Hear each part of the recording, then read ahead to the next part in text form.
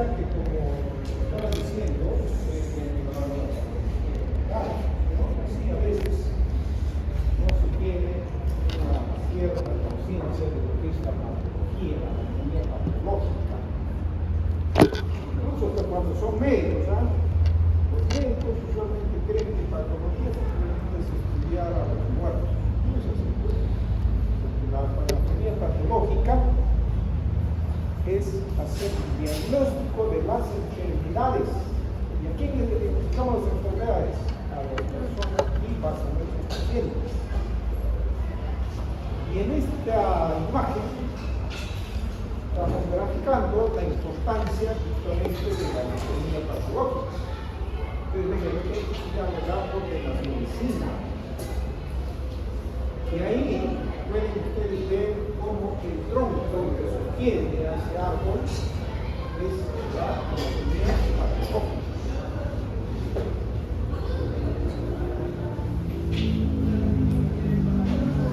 Pero para poder ese árbol desarrollarse, sostenerse y todos sus ramas estén funcionando normalmente, deben tener ustedes los conocimientos de las ciencias básicas, las cuales ya lo han estudiado, ya lo han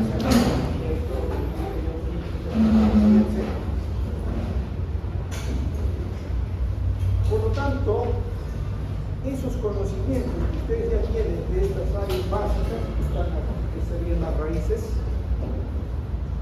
se supone que es lo que van a aplicar en el entendimiento de las enfermedades.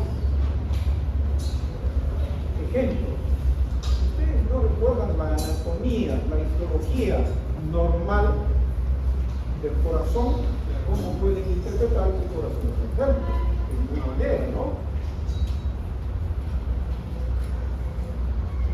Una vez que ya conocen toda la morfología, la etiopatogenia, etcétera, de las enfermedades, ya ustedes pueden interpretar las manifestaciones clínicas de las enfermedades en los pacientes.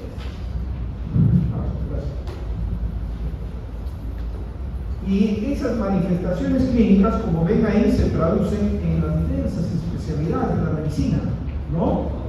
Entonces, todos los especialistas, llámese desde el más común, el internista, el médico general, cuando ustedes se gradúen van a ser médico general, hasta el especialista más, ¿qué podemos decir? Todas las especialidades son importantes, no hay ninguna que se pueda decir esta especialidad es la más importante, no hay ninguna, ¿no? Porque todo tiene que ver con la vida. Todos, absolutamente todos, tienen que tener conocimiento de la patología. Por eso es la insistencia personal y de todos los profesores que enseñamos patología, la importancia de que ustedes estudien adecuadamente este curso. Este curso, como todos los demás, está programado en este documento que ustedes conocen, ¿sí? Me imagino que ya les han hecho llegar, ¿no es cierto? ¿Sí? Sí. Porque ya yo se lo puse en conocimiento de la delegada. ¿Está acá la delegada? ¿No?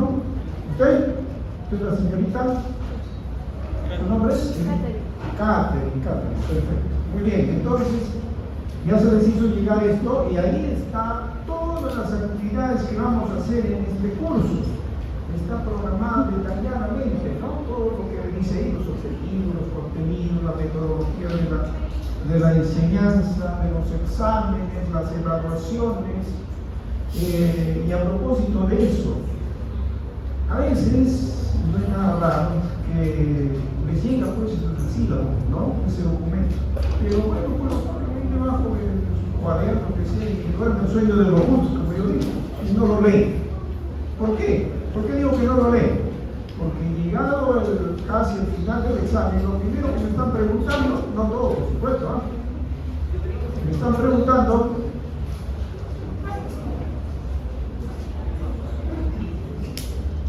a ver si ustedes están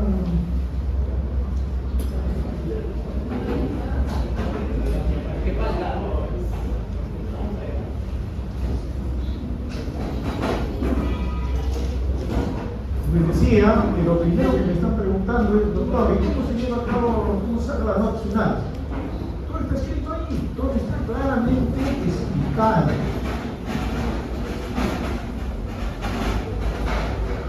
Las evaluaciones tienen como punto final la nota final, ¿no? Las cuales son obtenidas mediante una fórmula que también está ahí en el sílabo, y que esas notas se las ponen ustedes.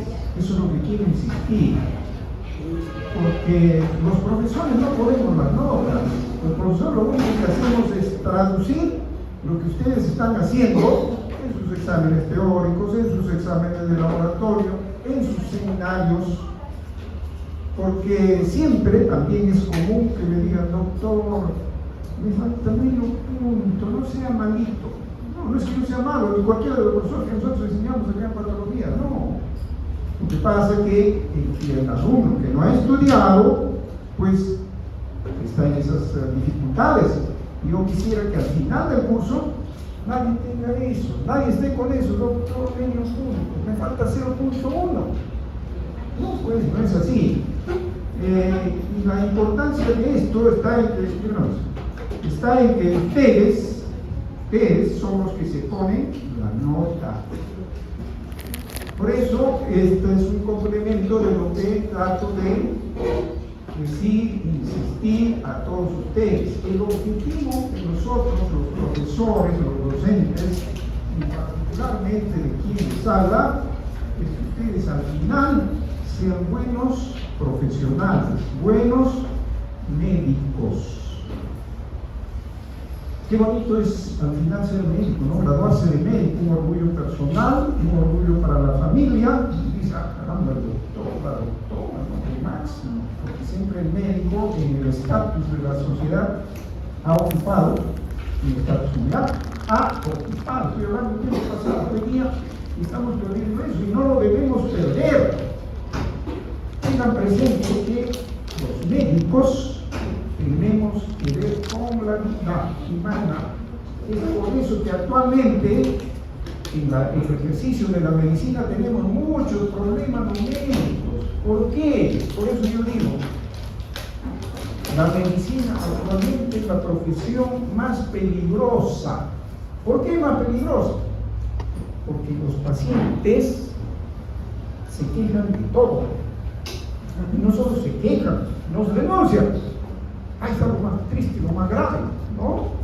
Hoy día algo que no se le hace bien, puede ser voluntario, involuntariamente, somos denunciados, ¿no? Y no es nada grato estar ahí frente al juez por algo que de repente pudiéramos haber evitado haciendo un adecuado estudio, un adecuado conocimiento de las enfermedades. Eso es lo que hay que tener presente. Comenzamos entonces ahora con esas premisas. Antes de eso también me faltaba algo. En el esquema anterior veían un punto que dice de investigación. La investigación es una cosa importante que se tiende hoy día a insistir mucho en todas las actividades universitarias. Y nosotros en medicina tenemos tanto que investigar. A ustedes incluso para que se gradúen van a tener que hacer un trabajo de investigación que se llama tesis, ¿no es cierto? Entonces, lo ideal es que no esperen a la última hora, y eso es para mí una mala costumbre. Y cuando ya están en quinto, sexto año, o están en internado, recién están haciendo una tesis y hacen cualquier cosa. Eso no es así, pues. Eso no es bueno. En cambio, si por ejemplo, desde que están a estas alturas de sus estudios empiezan a hacer su tesis, al final no van a estar preocupados, van a tener rápidamente su graduación. Y para eso requieren la orientación de los docentes. En general, los patólogos que enseñamos patología están llanos a que cualquiera de ustedes acuda a lo que quien más les crea conveniente y pueden hacer algún trabajo de investigación. Muy bien, entonces nos vamos a nuestro capítulo ya. Cardiovascular. Vamos a comenzar con los vasos sanguíneos. Las enfermedades más importantes de los vasos sanguíneos son muchas, ¿no? entre las cuales tenemos primero la arteriosclerosis. Eso ya lo han estudiado también en patología general.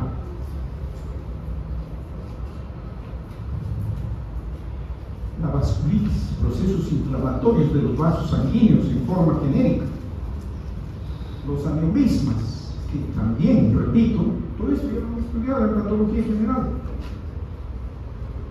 Las varices, quizá no tanto, no se hará énfasis, pero también tenemos que saber por qué se produce, cómo se produce, dónde son los más frecuentes, y los tumores vasculares. ¿Qué es la arteriosclerosis? Esclerosis es el endurecimiento de las paredes de los vasos sanguíneos, ¿no? Y si hablamos de arteriosclerosis, es el endurecimiento de las paredes arteriales. Ese endurecimiento hace de que se puede asociar secundariamente a otros problemas secundarios como son la trombosis, la embolia, que son ya hechos más graves, ¿no? La arteriosclerosis, entonces, la aterosclerosis, se caracteriza por la presencia de las placas de ateroma, de ahí viene el término de ateroesclerosis, que como bien sabemos, tiene muchas causas, no solamente una, trastornos metabólicos, disturbios de los lípidos, de la dieta, el estrés, la tensión, etcétera, ¿no? Y hay otra forma que se llama la esclerosis calcificada de Monteberg, que simplemente se caracteriza porque la túnica media de las paredes arteriales de mediano tamaño se calcifican. Eso se llama la arteriosclerosis de Monteberg. La otra variante es la arterioloesclerosis. Simplemente estamos hablando de arteriolas. Ejemplo de un vaso sanguíneo afectado por este fenómeno, ¿no? Vean ustedes cómo el lumen tiende a disminuir debido a que las paredes están pues sumamente engrosadas y sobre todo se puede ver esa gran placa de ateroma, ¿no? Que acá se ve muy significativa toda esta zona, ¿no? Y probablemente esto está calcificado. Como ven, acá va a haber una lesión endotelial. Si hay una lesión endotelial, eso va a ser punto de partida para producir trombosis y para producir embolia.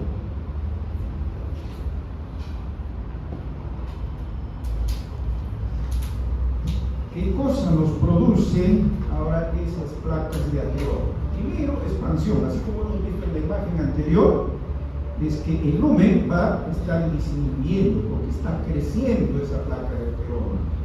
Va a llegar menos sangre al órgano que irriga esa arteria. Va a ir a la hipoxia, a la anoxia.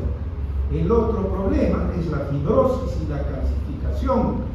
Estos dos estadios son estadios finales, como ustedes saben, de todo fenómeno inflamatorio crónico, es decir, las arterias se ponen duras como piedras, ¿no? Hablamos ya de esto, la complicación gravísima como es la ulceración y la trombosis, la dilatación aneurismática. Al lesionarse las paredes de los vasos, no solamente el endotelio se va a comprometer, sino toda la pared muscular, en el caso de las arterias, ¿no? Por lo tanto, las paredes se van a deformar, se van a adelgazar y van a dar lugar a eso que se conoce como aneurismas, ¿no? Ahora, ¿cuáles son los factores que condicionan a este fenómeno de la arterioesclerosis? Primero, la edad. Se asocia siempre que el fenómeno arteriosclerótico está paralelo a la evolución cronológica del ser humano, lo cual significa que cuando todos, de acuerdo, vamos avanzando en años y en edad, somos más propensos a desarrollar arteriosclerosis. Pero ojo, que no todos desarrollamos de la misma manera. Quienes tienen complicaciones o quienes tienen otros problemas van a desarrollar más fácilmente y con mayor proporción. Ejemplo, un diabético más tempranamente, más rápidamente y más gravemente va a producir fenómenos de arterioscleróticos, ¿no? El sexo tiene que ver también, probablemente asociado a las hormonas, en este caso femeninas. ¿Por qué? Porque los hombres, por el sexo masculino, nosotros somos los más propensos a desarrollar con mayor frecuencia el fenómeno arteriosclerótico. La arteriosclerosis siempre está asociada a una historia familiar. Quizá también entonces tiene que ver algún factor genético, ¿no? Y ahí están los factores genéticos que influyen incluso en el metabolismo de los lípidos, ¿no? Hoy día que se habla tanto del colesterol bueno, colesterol malo, del lípido bueno, lípido malo, ¿no? A esto, en este fenómeno, interviene mucho pues nuestra dieta, nuestra calidad de elementos que nosotros ingerimos diariamente, ¿no? Eso va a depender de nuestras costumbres, de nuestros hábitos, de nuestra familia, es decir, de todo, ¿no? De todos esos factores, como ven, miren cuántos factores están condicionando la arteriosclerosis. El sedentarismo, ese hecho de que la persona pues no tenga actividad física, esté la mayor parte del tiempo sentado, aunque a veces eso nos va a afectar a todos, ¿ah? Ustedes, ahora por ejemplo, yo estoy seguro que nadie esté en esta forma de sedentarismo, porque son jóvenes, están en plena actividad, hacen una cosa, hacen deportes, pero cuando sean médicos ya van a tener esa actividad. Primero que van a hacer, se van a acercar a su escritorio, ¿no? A esperar a la consulta del paciente.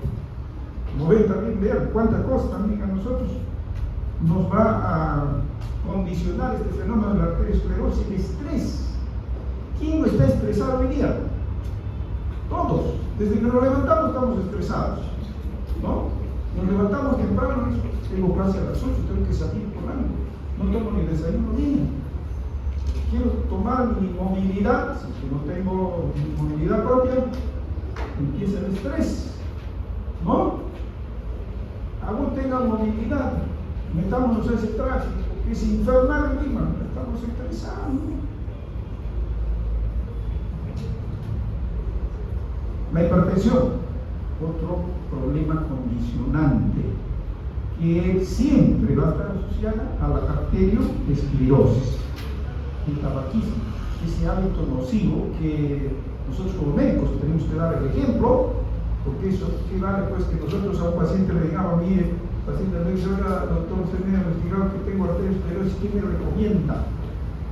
Lo que le vamos a recomendar es todo lo que sé, ¿no? Todo lo que va a evitar, lo que debe hacer. Pero si dice, oiga, deje de fumar, sin embargo, el médico que le está diciendo deje de fumar está fumando. La diabetes, problema metabólico, de gran incidencia en nuestro medio, no solamente en nuestro medio, sino en todo el mundo. Ahora vamos al fenómeno de la vasculitis, proceso inflamatorio de los vasos sanguíneos. ¿Por qué se produce la vasculitis? De diversas formas puede producirse la vasculitis. Pues infecciones, bacterias, virus, hongos, parásitos, etcétera, etcétera, y ahí tienen una relación con eso, ¿no? Inmunológicas, bueno, ahí quizá no podamos nosotros tanto intervenir directamente, porque eso es parte de nuestro ser, ¿no? Cada uno de nosotros, nuestro sistema inmunológico es diferente, pero si se agrega eso que tenemos enfermedades inmunológicas como el lupus eritematoso sistémico o la panarteritis, la cosa se agrava. Inducida por radiación. La radiación hoy día que incluso se habla tanto de la capa de ozono que está disminuyendo, no solamente eso, en medicina la radiación es un método incluso de tratamiento. Ejemplo, cuando diagnosticamos un cáncer, ejemplo, de mama a una mujer, su tratamiento va a ser primero cirugía, segundo quimioterapia por vía enteral y tercero radioterapia, radiación. La radiación quema las células, como bien sabemos, y no solamente va a quemar las células malas, sino todas las células buenas. Y ahí llega el problema, ¿no? ¿Cómo se denomina? Muy sencillo. Con permiso de la otra, otitis, arteritis, capilaritis, venulitis o flebitis. Ejemplo de un cuadro severísimo de una un proceso inflamatorio agudo de los vasos sanguíneos, una vasculitis, ¿no? Acá tienen ustedes esta 1, 2, 3, hay varias, esta arteria de gran tamaño, miren cómo está distorsionada, el lumen está totalmente ocluido, vean, por un material fibrinoide, está trombosado, rodeado de gran cantidad de leucocitos polimorfonucleares. Acá hay otro vaso más pequeño, igual también con las paredes engrosadas, acá hay otro muy similar, pero ese severo componente inflamatorio que está rodeando a los vasos también los podemos ver en la pared de los vasos sanguíneos, ¿no? Eso es el ejemplo típico de una vasculitis. Los aneurismas. ¿Qué son los aneurismas? Simplemente dilataciones de las arterias. ¿Por qué se producen los aneurismas? Aterosclerosis, ya hemos dicho antes, puede ser congénitos, es decir, un recién nacido ya desde su nacimiento va a tener esas malformaciones a nivel de los vasos sanguíneos, que por supuesto no son normales, ¿no? Sifilítico, la sífilis o Lewis es una enfermedad que hoy día felizmente ya no la tenemos con tanta incidencia como antaño existía, ¿no? Hoy día no es que no haya, hay, pero en menor proporción y en menor gravedad, pero condicionando también entonces, vean, la formación de aneurismas. Los problemas inmunológicos siempre están de por medio, ¿no? Ejemplo de un aneurisma. Acá tienen la imagen, como se dice, la imagen habla más que 1000 palabras, ¿no? Esta es la aorta, acá está un riñón, el otro riñón, este es un uréter, el otro uréter acá, pero vean esa dilatación, ese saco aneurismático de la aorta, con sus paredes irregulares, anfractuosas. Como es de entender, si un paciente tiene esa dilatación aneurismática, la primera posibilidad es que eso se va a romper por la presión hidrostática de la sangre. Si se rompe, muerte segura, muerte de inmediato, ya nada podemos hacer. Hay diversas formas de los aneurismas, ¿no? También lo investigaron en patología general, sin embargo, para recordarnos las imágenes saculares, fusiformes, etc., ¿no? Los aneurismas se pueden presentar en cualquier parte de nuestro organismo donde están las arterias, en este caso, también. Acá hay un ejemplo del vaso, este es el vaso, y aquí está la arteria esplénica, miren, con una dilatación aneurismática muy significativa, ¿no? Por último, las varices. Varices, ¿quién no ha visto a una persona que tiene varices, ¿no? Que son simplemente la dilatación de las venas. ¿Por qué se producen? Como dice, hay un estancamiento. Eso hace que las paredes de las venas, que son delgadas, como bien sabemos, en comparación a las arterias, se dilaten, ¿no? ¿Cuáles son las más importantes? La primera será pues de las piernas, de los miembros inferiores. ¿Quién, como digo, no ha visto o tiene algún familiar, no un conocido que tiene varices, ¿no? Fácil de diagnosticar.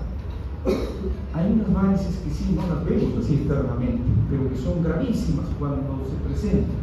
Son las varices esofágicas, que están asociadas a la hipertensión portal. ¿Y cuando hay hipertensión portal? Cuando un paciente desarrolla una cirrosis hepática. La cirrosis entonces produce hipertensión portal. Esa hipertensión portal va a dar lugar a ascitis, líquido en la cavidad peritoneal. Va a dar lugar a la dilatación de esas estructuras venosas en el tercio inferior del esófago. Ahí también se pueden romper. Entonces, un paciente cirrótico tiene varices, cabe la posibilidad de que se rompa esas varices, va a ser una hemorragia digestiva alta, ¿no? Que puede confundir si uno no investiga adecuadamente con una úlcera péptica, una úlcera duodenal, etc., ¿no? Las hemorroides son otra forma de dilatación venosa, incómoda sobre todo, ¿no? Y el varicocele en nosotros los varones, en las que el plexo panfiliforme, que está pues en a nivel del escroto, se dilata y forma también eso que se denomina el varicocele. Los tumores vasculares, Los tumores vasculares felizmente que no son tan frecuentes, pero sí, el más frecuente será el hemangioma. Hay dos formas, uno capilar y el otro cavernoso. Se dice que hemangioma capilar porque el tumor vascular está constituido por capilares sanguíneos, vasos pequeños. En cambio, cavernosos son vasos grandes, forman cavernas, huecos. Ahora vamos a ver un ejemplo de eso. El primero, benigno, pero también hay su variante maligna. Ya no se llamará hemangioma, sino llamaremos hemangiosarcoma, ¿no? Porque las células neoplásicas malignas son las células endoteliales que se transforman en malignas. Acá lo que hay que tener presente hoy día es eso que dice el sarcoma de Kaposi, que es una forma de angiosarcoma. ¿Por qué? Antes, cuando no había estos problemas inmunológicos, llámese por inmunosupresión de tipo terapéutica, por ejemplo, un paciente trasplantado lo inmunosuprimimos, pero como complicación puede salir un sarcoma de Kaposi. Los pacientes sidosos, candidatos a ser sarcoma de Kaposi, de repente al final se vuelven de Kaposi, ¿no? Ejemplo de un hemangioma. Este tumorcito benigno. Acá ven ustedes, este es un velito, una velita que tiene un tumorcito probablemente congénito, que lógicamente el primer gran problema será pues estético, ¿no? Pero podría solucionarse quirúrgicamente. De repente hay muchas personas, no sé si han visto, que tienen incluso hasta toda la cara, ¿no? La mitad de la cara morada, ¿no? Son hemangiomas. ¿Cómo vamos a tratar eso? Nada, se le deja así nomás. Y en muchos casos de esos va desarrollándose cronológicamente el paciente y va desapareciendo, ¿no? Son tumores que tienen esas características. Este es el llamado hemangioma cavernoso. Ven esas cavernas, esos huecos, simplemente son vasos sanguíneos con caracteres de benignidad que están trombosados incluso.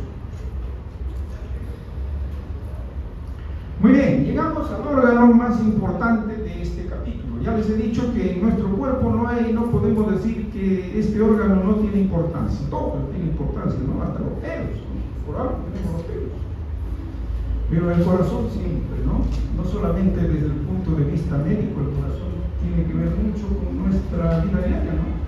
Desde que nacemos, ¿no? Y recuerdo nuestra evolución hasta que morimos, ¿no? Por eso se dice que este órgano es el símbolo del amor, ¿no? Y fuente de inspiración de los poetas. Ustedes que están en esa etapa, ¿no? Del amor. Su corazoncito late cuando más lo necesitan, ¿no? Bueno, vamos entonces a recordar, ya les dije, lo normal. Siempre recordamos lo normal. Si no sabemos lo normal, macroscópica ni microscópicamente, difícil entender el resto, siendo tan básico. Se dice que nuestro corazón tiene el tamaño de nuestro pulmón, ¿no? Pero eso es variable. Incluso eso varía entre los sexos. Por eso tienen ahí los valores más o menos en los cuales debe considerarse un tamaño normal de un corazón, ¿no? Teniendo presente que en medicina no hay nada absoluto. Es decir, si acá me dice que el peso del corazón de la mujer normal es 250 y yo encuentro un corazoncito que tiene una mujer 249 y hasta más chico, no, eso es muy variable. Y eso siempre ocurre en medicina. Por eso yo insisto en decirles, medicina no es una ciencia absoluta, a diferencia de las matemáticas, por ejemplo, en la cual 2 más 2, 4, donde sea, acá en Rusia, en China, donde sea. En cambio, esos valores en medicina, en anatomía, siempre están dentro de un rango que se considera lo usual, lo frecuente, lo normal, si cabe el término. Nuestro corazón pues es un órgano hueco, muscular y contráctil. ¿Por qué? Porque es una bomba, pues no. Una bomba aspirante impelente que impulsa la sangre entonces a través de las arterias para que pueda llegar esa sangre oxigenada a todos nuestros tejidos, desde la punta del pelo hasta la punta del pie, ¿no? Como bien sabemos, está situado en la cavidad torácica, en el mediastino, y acá simplemente un esquema también para recordar esa estructura anatómica que, repito, ya lo han estudiado ustedes en anatomía y que supongo que lo tienen perfectamente establecido. Cuando hay una disfunción cardíaca, entonces hay un severo problema de la salud, siempre, ¿no? Y incluso se dice que la causa de muerte más importante a nivel mundial son los problemas cardiovasculares, sobre todo cardíacos, y entre ellos el infarto, ¿no? Es la causa más frecuente. Aun cuando ahora últimamente esto también está cambiando, como todo cambia en medicina, nuestra vida ha cambiado, ¿no? Después de la pandemia ya no es igual como era antes, y todo va cambiando, en medicina igualito. Actualmente se dice que la causa de muerte más frecuente, ya estamos llegando a eso, más frecuente en el mundo, ya no va a ser eso, no son los accidentes de tránsito, ¿no? Ya no vemos eso. Pero como estamos en esta parte de la patología, no tenemos que recordar siempre el corazoncito, ¿no? Es el gran problema, es la bomba aspirante impelente, como hemos dicho.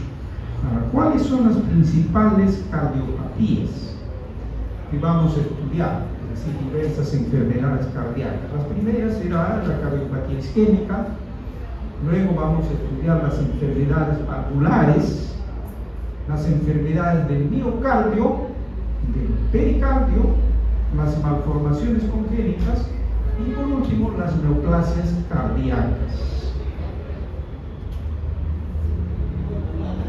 Recordando términos que son de muy frecuente uso, tanto en la patología como en la clínica, sobre todo en la clínica, ¿no? Este paciente tiene insuficiencia cardíaca. ¿Qué cosa es insuficiencia cardíaca? Insuficiencia es un término no exclusivamente médico, ¿no? Es un término genérico, algo que no funciona bien, algo que está fallando. Un proceso entonces multisistémico, cuando el corazón pierde pues esa capacidad de expulsar la sangre y que a través del sistema venoso llegó al corazón, ¿no? ¿Cuáles son las causas de insuficiencia cardíaca? Primero, lógicamente, las enfermedades cardíacas primarias.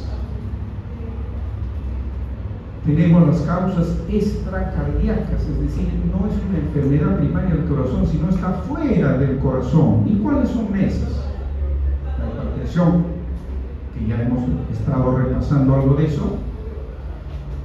Problemas del volumen sanguíneo por retención de sodio y agua.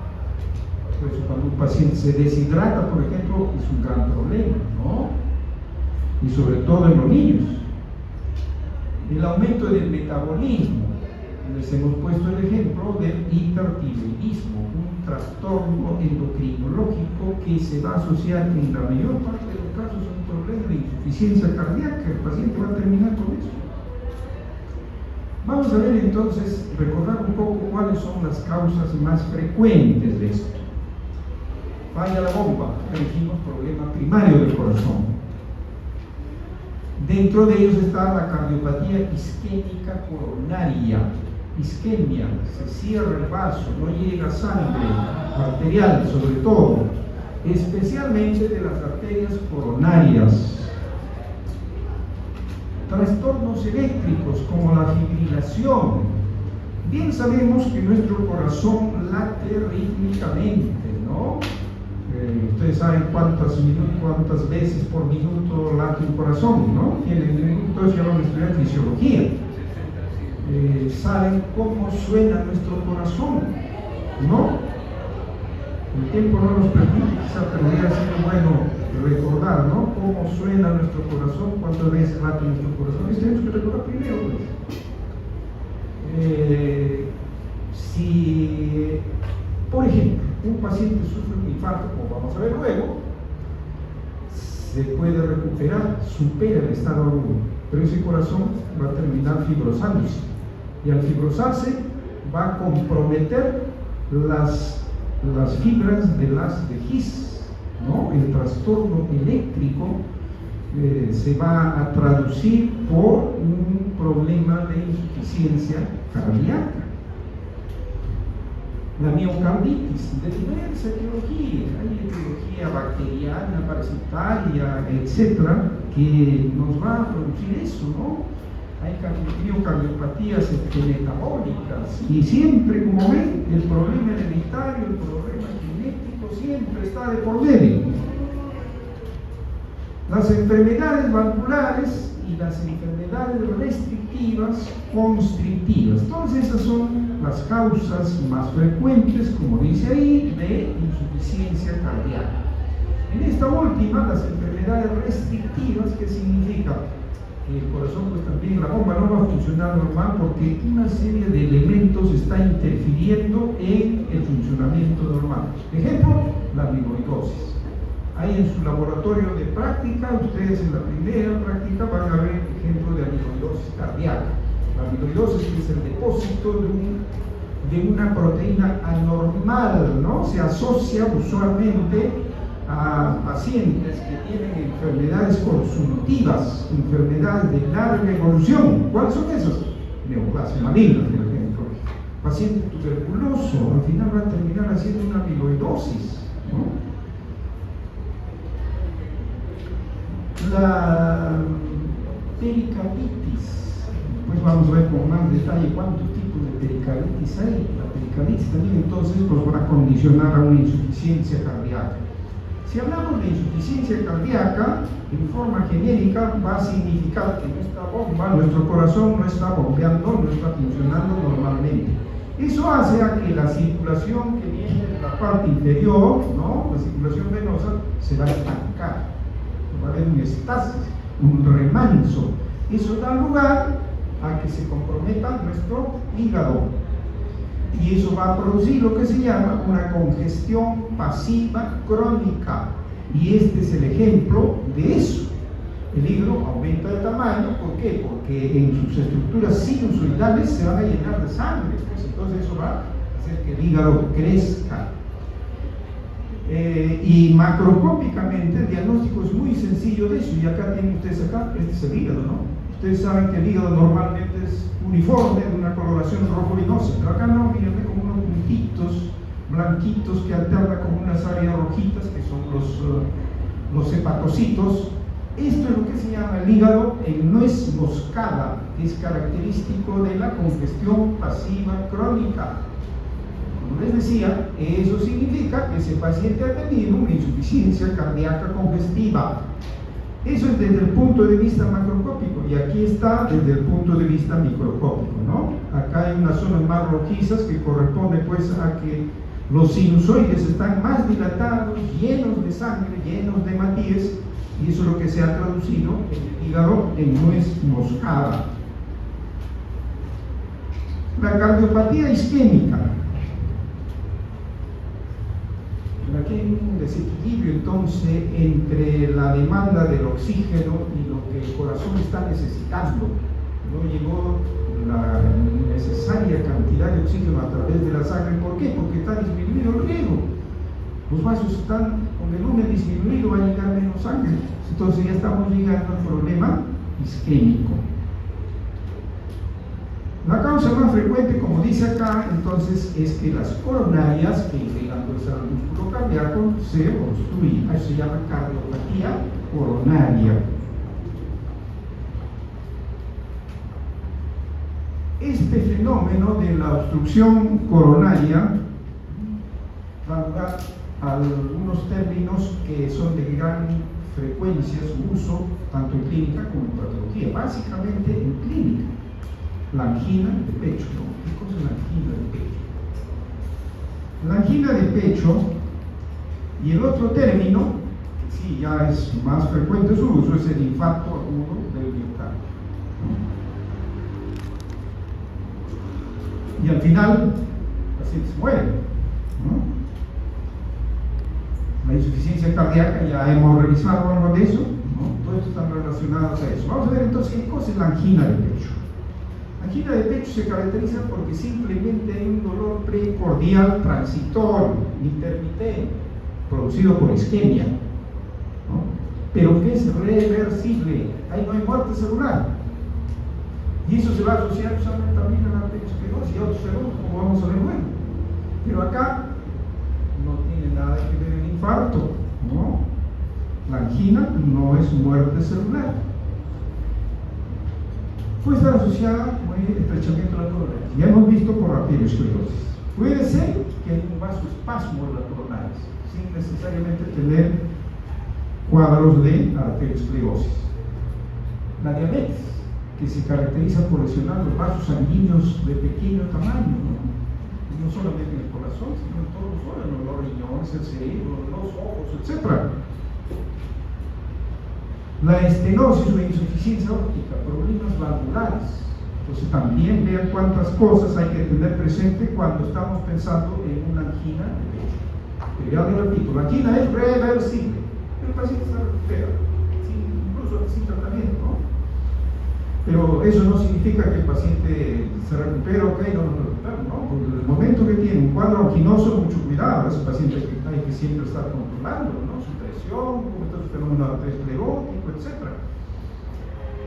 Y luego vamos al infarto del miocardio. Infarto sinónimo de muerte, muerte celular. Y en este caso se van a morir las células musculares cardíacas, ¿no?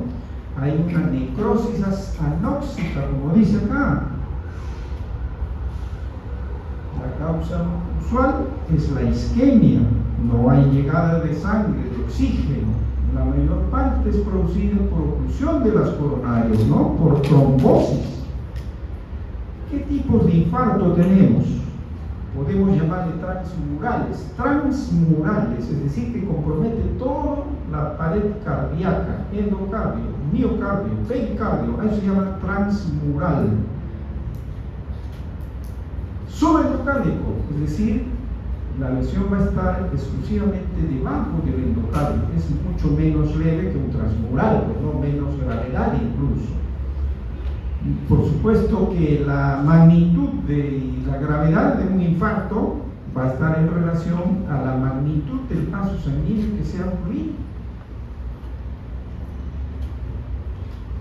Esquemas del infarto del miocardio, ¿no? Ese gran problema, como decimos, que se dice actualmente ocupa el primer lugar de causa de muerte en el mundo. Acá tienen ustedes el esquema en el que básicamente estamos recordando las arterias coronarias, ¿no? Y la arteria coronaria acá, la descendente anterior, izquierda, es la que en la mayor parte se trombosa y entonces se va a producir la necrosis, en este caso frecuentemente del ápex, de la punta del corazón, que es la zona más frecuente, ¿no?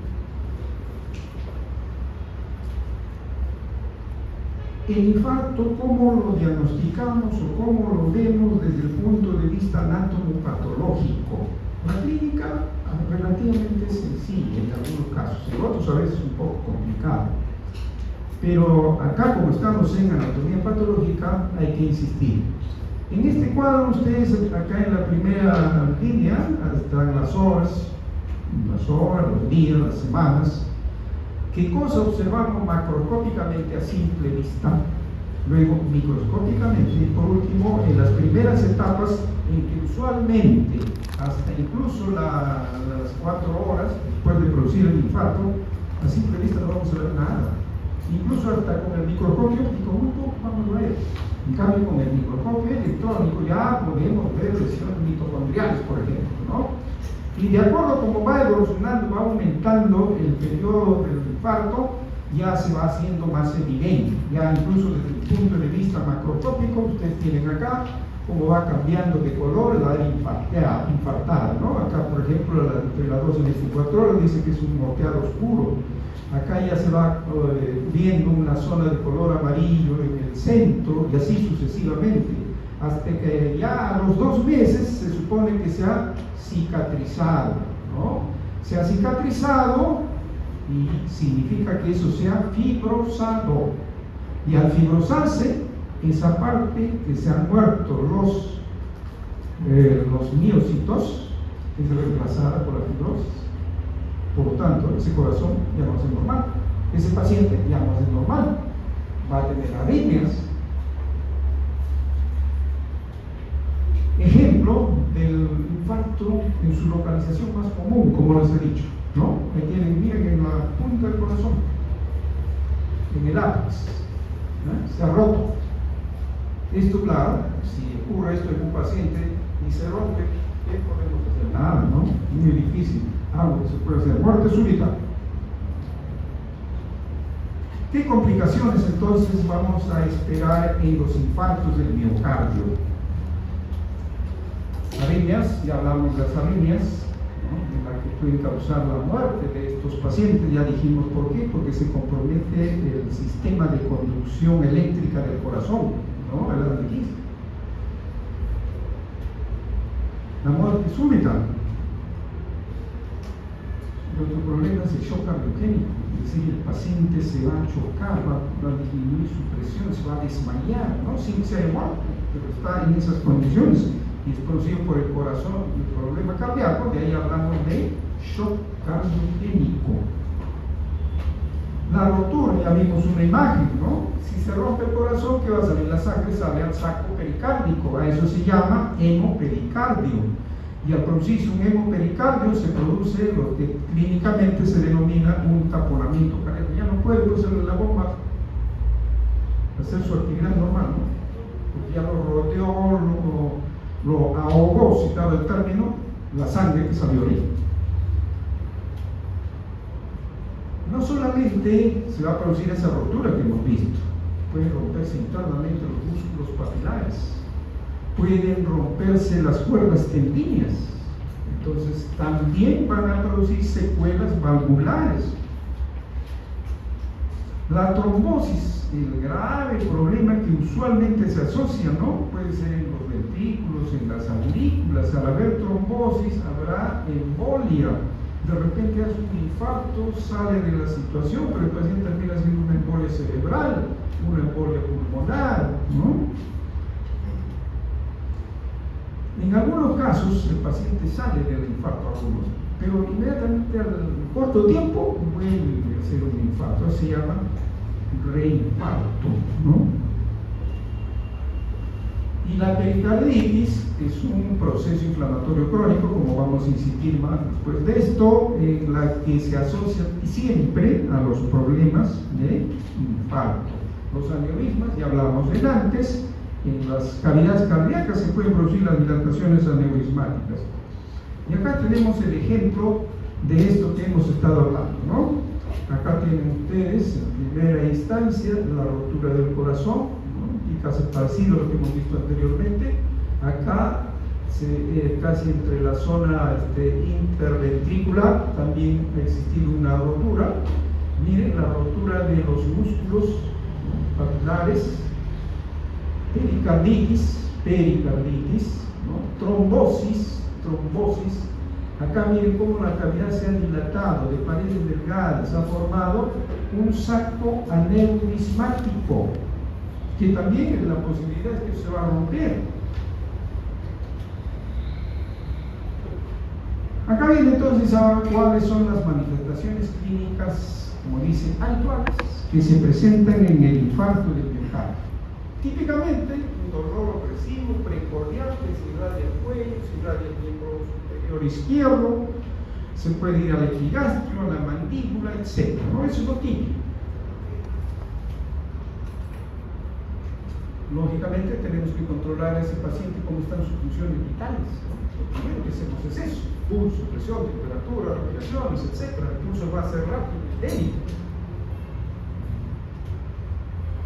El paciente va a estar diaforético, es decir, está sudando, porque aparte del problema doloroso, etc., y que el paciente, cualquier persona sospecha, ¿no?, que tiene un dolor intenso acá, mira posibilidad de que sea un infarto. Y no solamente el problema es el dolor, sino también el problema psicológico, ¿no? El paciente ya está estresado, tiene dificultad respiratoria, y por último puede llegar a shock. Tenemos como método de ayuda diagnóstica a todo esto que clínicamente nosotros podemos ver, escuchar, examinar un método que se llama el electrocardiograma. Es lo primero que se hace en estos casos, porque ahí vamos a ver con más detalle fácilmente los trastornos del ritmo cardíaco. Ahora vamos a ver una cosa que ya estamos hablando también, los problemas coronarios, la que se denomina cardiopatía isquémica, ¿no? En la que básicamente la complicación está relacionada a la arteriosclerosis coronaria, en la cual la insuficiencia cardíaca congestiva, ¿no?, es debido pues a una isquemia que tiene largo tiempo de evolución. ¿Cómo se ve? Aumento de tamaño cardíaco. Para eso, como ven, ¿cómo podemos diagnosticar? Si no nos recordamos cuál es el tamaño normal del corazón, ¿cómo podemos decir que está aumentado el tamaño, no?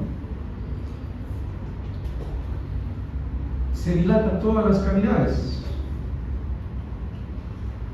y se asocia a una hipertrofia, un engrosamiento del miocardio.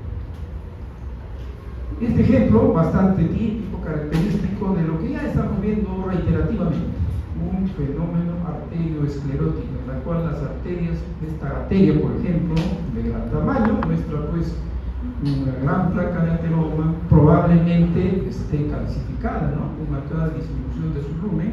Acá hay una zona blanquecina que probablemente corresponde al depósito de calcio, ¿no? La cardiopatía hipertensiva, en la cual hay una alta morbilidad, como dice, ¿no? Cuando un paciente tiene un problema de hipertensión, no solamente va a ser el problema del corazón, sino prácticamente todos los órganos, pero con preponderancia en esos tres: el corazón, el cerebro y los riñones, ¿no? ¿Cómo diagnosticamos esto? En la que hay un aumento de tamaño del ventrículo izquierdo, pero siempre asociado a la hipertensión arterial, porque eso es lo primero que tenemos. Un paciente tenemos que tomar la presión, cómo está su pulso. Hay otro término que también es muy frecuente su uso en la clínica en estas enfermedades, que es el cor pulmonar. ¿Qué cosa es el cor pulmonar? En la que hay alteraciones de las cavidades cardíacas derechas, ¿no?, porque se ha afectado primariamente el parénquima pulmonar, ¿no?, los vasos pulmonares. Entonces es un secundarismo, pero eso nos asocia a lo que siempre debemos tener presente y que se dice que tenemos la bomba corazón-pulmón, la unidad corazón-pulmón. Es decir, una enfermedad que se desarrolla en los pulmones va a repercutir en el corazón y viceversa, ¿no? ¿Cuáles son las causas más frecuentes entonces de estas? Memoria de diversa etiología, ¿no? Un paciente que tiene varios, por ejemplo, de repente hace un cuadro hemorrágico y termina siendo un cuadro pulmonar. Problemas infecciosos, sobre todo del parénquima pulmonar, a eso se llaman neumopatías, ¿no? Restrictivas, ¿por qué? Porque si están comprometidos los alveolos, va a haber una restricción en nuestro ingreso del aire a los pulmones, ¿no? O problemas obstructivos crónicos. Las lesiones vasculares de los pulmones igualmente van a condicionar a este gran problema. Ahora vamos a ver las cardiopatías valvulares. Tengan presente que quizá por razones didácticas las estoy explicando cada cosa, ¿no? Valvular, miocárdico, endocárdico, pericárdico, ¿no? Pero eso no es que funcione así individualmente, separadamente, sino es todo una unidad, ¿no? Entonces hablamos ahora de los problemas valvulares. Existen una serie de enfermedades, pero hay una que es la más frecuente en el aparato cardiovascular, es la fiebre reumática, como dice acá, tiene origen inmunológico, ¿no? Felizmente a estas alturas la fiebre reumática ya no es una enfermedad tan grave como antaño, Antaño veíamos pacientes, sobre todo los niños, ¿no? Un severo cuadro de fiebre reumática que terminaban inválidos, ¿no? La endocarditis bacteriana, un proceso infeccioso en cualquier parte del cuerpo, de repente va a terminar comprometiendo el endocardio y se produce una endocarditis que termina produciendo un compromiso valvular. Hay casos en que hay formación de trombos en el endocardio, pero no hay gérmenes. Hacemos un hemocultivo y no sale nada. A eso se le llama endocarditis trombótica no bacteriana. Problemas metabólicos siempre están de por medio que van a comprometer, como decimos, las válvulas. Problemas degenerativos. Hay que tener presente también de que las válvulas están constituidas por tejido fibroconjuntivo. Las válvulas son elementos fuertes, sólidos, compactos, porque tienen colágeno, tienen tejido conjuntivo denso. Pero esos elementos conjuntivos pueden trastornarse por algún motivo. Puede ser una infección, un problema inmunológico. A eso le vamos a denominar degeneración, que ya lo han estudiado en patología general, ¿no? Por eso hablamos de enfermedad valvular degenerativa. Lesiones valvulares, ejemplos de lesiones valvulares, como ustedes pueden ver, miren estas válvulas, ustedes saben que normalmente las válvulas deben tener superficie lisa, brillante, blanquecina, pero vean esto, primero no cierran bien. Segundo, tiene la superficie nodular, multinodular, incluso ulcerada acá, ¿ven? Está ulcerada, ¿no? No sería nada raro que este es un caso de un paciente con una fiebre reumática. En este caso, como ha disminuido el número, una insuficiencia valvular que ya no se abre ni se cierra, ¿no? Que es la función normal, igual que el anterior, múltiples nódulos, ¿no? Blanco-amarillentos. Acá, incluso su forma perdió totalmente. Y donde está el puntero, hay una formación verrucosa, que también nos está hablando de un problema de endocarditis valvular. Y acá, en la parte inferior, estamos viendo una válvula con estas zonas blanquecinas, que no sería nada raro, que son fenómenos de calcificación también. Vamos a recordar entonces ahora estos problemas de la fiebre reumática. La fiebre reumática es una enfermedad inmunológica, inflamatoria, multisistémica, que es ocasionada debido a que se dice una hipersensibilización post-estreptocócica. Se presenta la fiebre reumática usualmente después de un problema inflamatorio agudo o crónico en el aparato, en la parte alta del aparato respiratorio. Llámase una faringitis, una amigdalitis.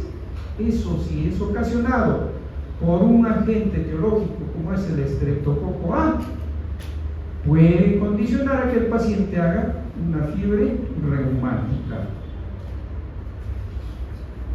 La fiebre reumática, les decía, es una enfermedad invalidante porque compromete todas las capas del corazón. Por eso dice que la fiebre reumática produce pancarditis, ¿no? Ya hemos visto las imágenes anteriores en las que cómo las válvulas se deforman. Básicamente las válvulas pierden su morfología normal. Por lo tanto, nuestro corazón, cuando está afectado por eso, ahora pues estenosis, ahora insuficiencia valvular, ya los latidos cardíacos no van a ser normales como normalmente estamos acostumbrados a escuchar, ya habrán soplos, ya el paciente tendrá asociado otros problemas. La fiebre reumática, acá exclusivamente estamos hablando del problema valvular, miocárdico, pericárdico, etc. Pero la fiebre reumática, por ser un problema sistémico inmunológico, se caracteriza por presentar clínicamente varias cosas. Uno, cardiopatía, carditis, artritis, es decir, inflamación de las arterias, corea, movimientos involuntarios, nódulos, es decir, estructuras nodulares de diferentes partes, pueden ser de los miembros superiores, miembros inferiores en el tejido celular subcutáneo. Todos esos son elementos que nos van a servir para el diagnóstico clínico. Ya lo van a aprender con más detalle, me imagino, ahora que están llevando clínica, que para hacer el diagnóstico de fiebre reumática se dice que hay criterios mayores, criterios menores, ¿no? Los criterios mayores son la carditis, artritis, corea, nódulos. Después ya una serie de exámenes complementarios incluso. Pero lo que hay que insistir cuando estamos acá en patología es un hecho que traduce lo que es la fiebre reumática. Se dice que la fiebre reumática lame las articulaciones y muerde el corazón, ¿no? Es decir, las lesiones articulares, temas de menor importancia. En cambio, las lesiones del corazón son gravísimas.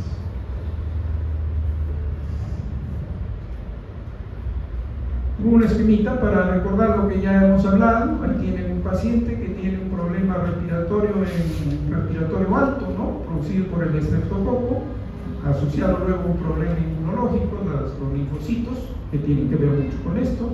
Eso va a condicionar entonces a la fiebre reumática, donde las lesiones valvulares van a ser las más importantes.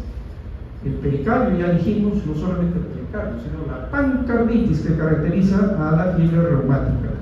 Y acá hay un esquema que dice el nódulo de Ashworth. Desde el punto de vista anatomopatológico, ese es el elemento que nos va a hacer el diagnóstico de fiebre reumática. Entonces, la lesión típica característica de la fiebre reumática es el nódulo de Ashworth.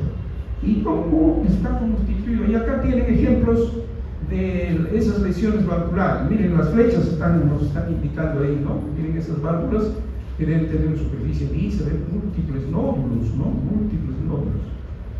Lesiones que a la larga, como digo, pues van a producir severa lesión valvular.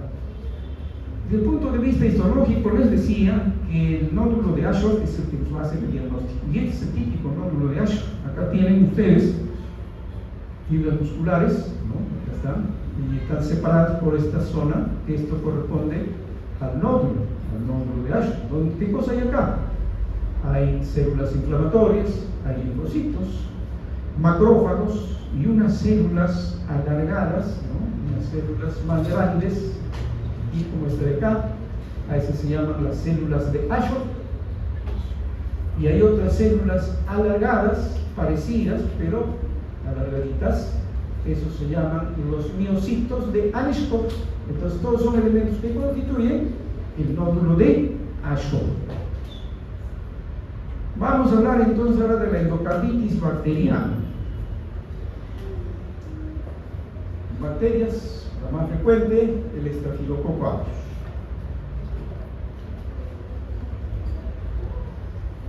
¿Por qué se produce? Usualmente una bacteria, ¿no? ¿Qué factores de riesgo? ¿Por qué? ¿Qué condiciona la endocarditis bacteriana? Primero, malformaciones cardíacas, es decir, problemas congénitos, por ejemplo. Un paciente, un niño que nace con enfermedad cardíaca va a ser candidato a ser una endocarditis bacteriana. Cuando un paciente tiene una fiebre reumática con severo daño valvular, ¿qué cosa se hacía? Se hacía con frecuencia antes, ahora ya ha disminuido. Se sacaban esas válvulas y se ponía una prótesis valvular, pero sin embargo no ha dado buen resultado, porque también se complicaba con otras cosas, ¿no? Entonces las prótesis valvulares también condicionan a la endocarditis.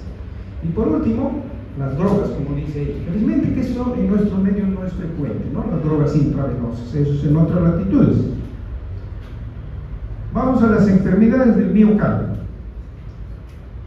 Tenemos la miocarditis y la miocardiopatía, problemas inflamatorios del miocardio. ¿Por qué se ocasiona? ¿Por qué sucede? Pueden ser virus, bacterias, hongos, parásitos, etc. En nuestro medio hay que recordar siempre un problema que no es nada raro y en determinadas zonas de nuestro país, en el sur del Perú, ¿no? Tacna, Moquegua, Arequipa, la trypanosomiasis, una enfermedad de Chagas, ¿no? Asociado a ese parásito de las chirimachas, ¿no? Me imagino que eso lo han explicado en parasitología. Problemas inmunológicos, el lupus, ¿no? La fiebre reumática, problemas generales, incluso con nosotros los médicos, como son los trasplantes, ¿no? Lo hacemos con la mejor intención de curar a un paciente, sin embargo, miren, se nos complica la cosa, ¿no? Hay causas que son desconocidas, llámese la sarcoidosis, la miocarditis, células gigantes. Estas formas, sobre todo la sarcoidosis, cuando ustedes revisan sus libros, eso es lo que me he olvidado también decirles al comienzo, de que por favor, estas clases teóricas es una guía. Y no quisiera que alguien después me esté preguntando, doctor, a la hora del examen, ¿usted va a poner sus preguntas de lo que nos ha presentado?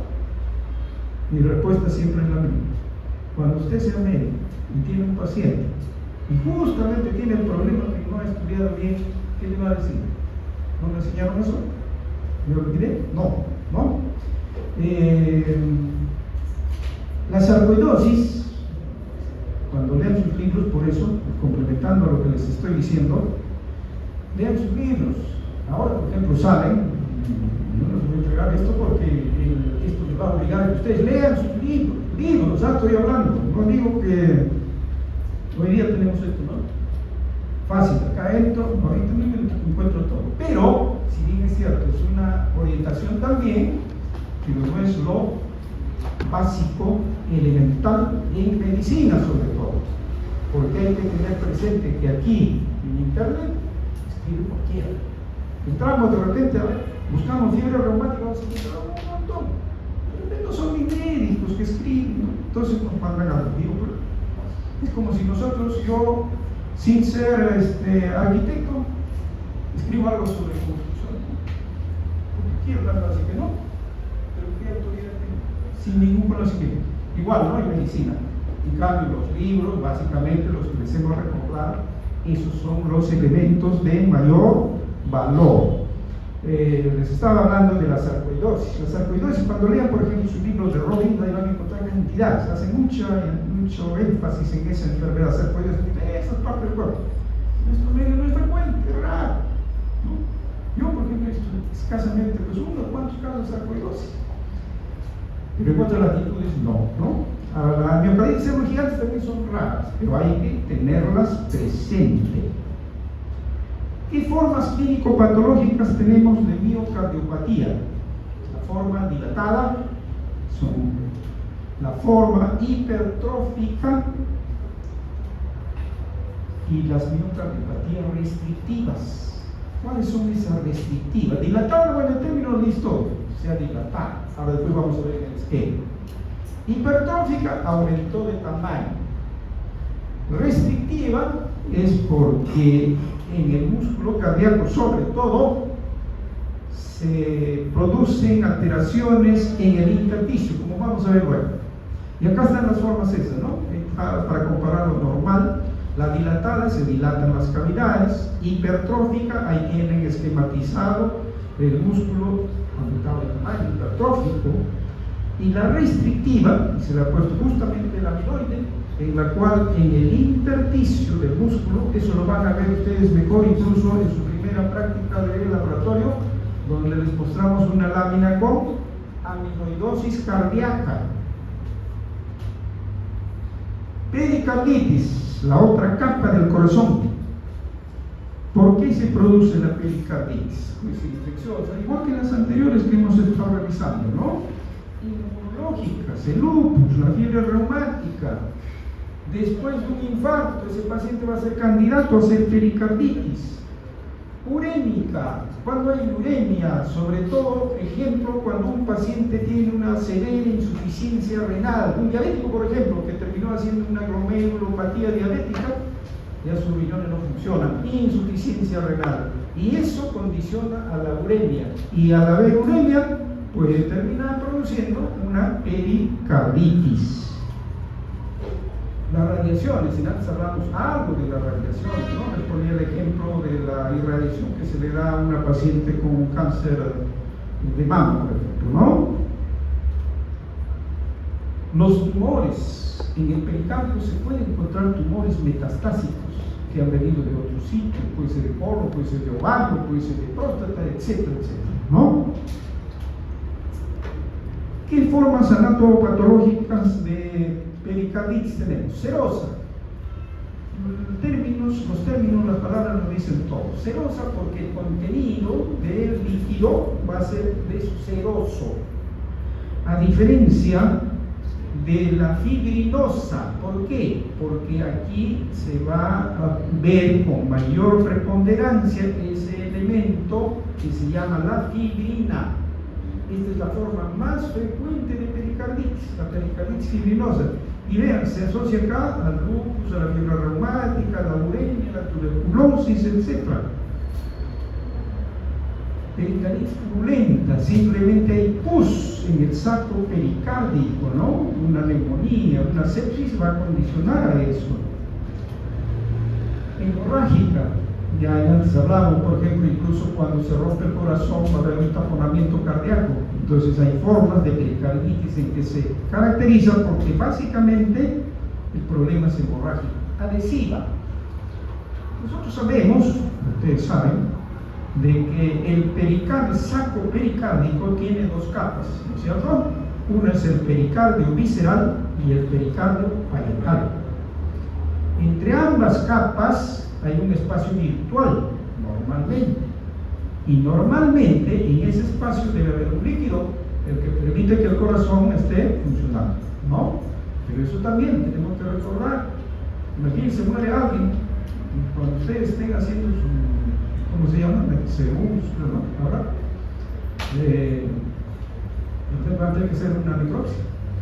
Encuentran eso, ¿cómo evalúan? ¿Será normal, anormal? ¿Será el derrame pericárdico? ¿No?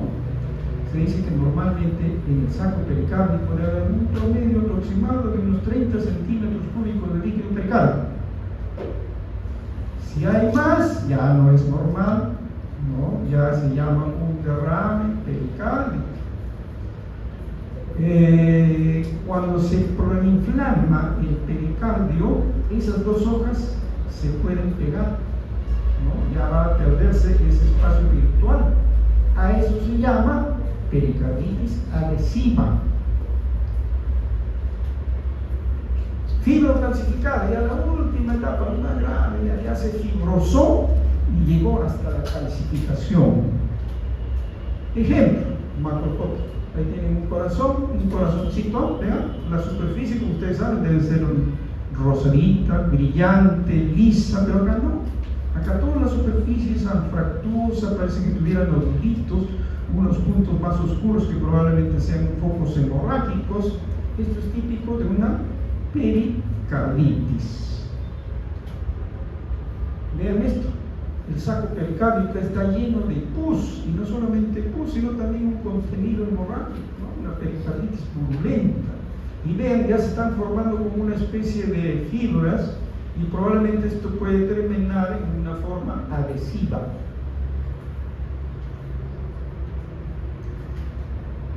La foto nos dice todo, ¿qué será? Una pericarditis hemorrágica. Quizá la imagen nos sirve además para asociar, como ustedes bien saben. Acá la importancia está que cuando ustedes aprendan la patología tienen que asociarlo a la clínica, a lo que tiene el paciente. En la pericarditis ahí tenemos las hojas visceral y parietal comprometidas. Todavía no se han adherido, pero ese corazón, como está latiendo, va a hacer que esas dos hojas se froten. Y eso se va a traducir en un ruido. Cuando escuchamos, con ese aparatito que actualmente mis colegas lo usan como adorno, el estetoscopio. Entonces, escuchamos eso y vamos a escuchar el denominado frote pericárdico, que es típico y característico de la pericarditis. Es como si estuviera frotándose dos hojas de papel. Eso es lo típico de la pericarditis, desde el punto de vista clínico. Por último, vamos a ver los tumores cardíacos. Así como en los vasos sanguíneos les decía que no son tan frecuentes, acá también el corazón no son tan frecuentes, pero hay, ¿no? Y hay algunos que son quizás los más frecuentes. Como vamos a ver que son pocos, ¿no? Primarios son raros, pero hay. Entre ellos tenemos todas las formas que ven ustedes ahí: mixoma, rhabdomioma, lipomas, elastofibromas, angiosarcoma, rhabdomyosarcomas, que ya son las variantes malignas. Y todos, como ven, son producidos por tejidos que constituyen el corazón, ¿no? Rhabdomioma, por ejemplo, tejido muscular cardíaco. Lipoma, hay tejido adiposo. El pericardio normalmente tiene tejido adiposo, ¿no? El gordo tiene mayor cantidad que el flaco, ¿no? Entonces puede desarrollarse tumores lipomatosos. Igual podríamos hablar de los otros tumores, ¿no? Ya le digo que los angiosarcomas y los rhabdomyosarcomas son raros, pero existen. Los metastásicos, antes hablábamos algo de eso, ¿no? El saco pericárdico puede ser asiento de estos tumores metastásicos, especialmente de dos órganos vecinos, la mama y los pulmones. Ejemplos. Acá tienen ustedes un tumorcito típico, característico de un tumor primario cardíaco. Este es un recién nacido, por supuesto, ¿no? Acá tienen los pulmones, pulmón, aquí está la aorta y el corazoncito, ¿no? Ven, este corazoncito no tiene nada de normal, ¿no? Parece un tomatito, ¿no?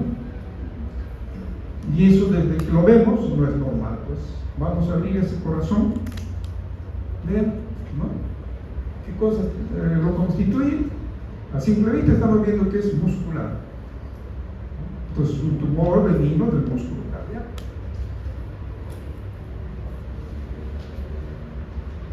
Este es el tumor más frecuente en los adultos, el mixoma. ¿Qué cosa es el mixoma? ¿Qué es el tejido mixoide? ¿Qué es el tejido mixoide? ¿Se recuerdan el tejido mixoide? Eso en histología me imagino que les han enseñado.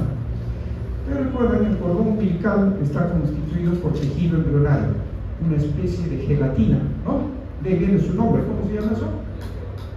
Gelatina de Wharton, ¿no? Y la gelatina de Wharton es parecida a eso, así bien laxo, con unas células no bien definidas. Eso es el tejido mixoide. De ahí viene el tumor que está constituido por este tipo, se le llama mixoma. Y ya les repito, es el más frecuente en el corazón. Vamos a las anomalías congénitas. Las anomalías congénitas del corazón, que son también frecuentes, tienen múltiples factores hereditarios, problemas que no son hereditarios, ¿no? Llámese infecciones virales, drogas, la hipoxia. Y como ya hemos dicho en otras oportunidades, que las anomalías congénitas en su gran mayoría no tenemos explicación de por qué se producen. Las cardiopatías congénitas, entonces, se van a dividir en dos formas desde el punto de vista fisiológico incluso. Una que van a producir cianosis y otras no van a producir cianosis. A eso le llamamos acianógenes. ¿Y cuándo es una cardiopatía acianógena? Cuando el cortocircuito es de izquierda a derecha. ¿Y cuándo es eso? Comunicación interauricular. Comunicación interventricular. Conducto arterioso permeable. Una comunicación en la que haya una anomalía, pues, entre la arteria y la pulmonar, ¿no? Entre la aorta y la pulmonar. Y la otra variante son las anomalías cianógenas, es decir, el niño, en este caso usualmente lo vemos casi el niño, ¿no? Se va a tornar, pues, cianótico, azul, ¿no? La mucosa, los labios, va a tener dificultad respiratoria, ¿no? ¿Y cuándo se produce esta forma cianótica? En la tetralogía de Fallot, por ejemplo, que es la más usual. Tenemos en la transposición de los grandes vasos. Y los problemas obstructivos que se van a producir en este grupo de enfermedades, como es la coartación de la aorta. Luego vamos a ver ejemplos de eso. Aquí simplemente esquemas para recordar una comunicación interauricular, por ejemplo, ¿no? Entre la cual la circulación pierde, pues, su fisiología normal. La comunicación interventricular igualmente, ¿no? Todas con su expresión fisiológica. Y la tetralogía de Fallot, como hemos dicho, es un problema cianozante, que tetra, cuatro alteraciones que son las más comunes, ¿no? Alteración de estenosis de la pulmonar, hipertrofia de la pared ventricular derecha, transposición de grandes vasos, ¿no? Y comunicación interventricular. Esto es lo que se llama estenosis de la aorta. Las flechitas están indicando ahí cómo viene la aorta, cómo está estenosada, estrechada. Eso también no va a funcionar normal, ¿no? Y probablemente sea la causa de muerte de ese niño. ¿Por qué se mueren los pacientes con malformaciones congénitas? Aquí tiene la lista, ¿no? Insuficiencia cardíaca, embolismo, endocarditis, hemorragia pulmonar, abscesos cerebrales.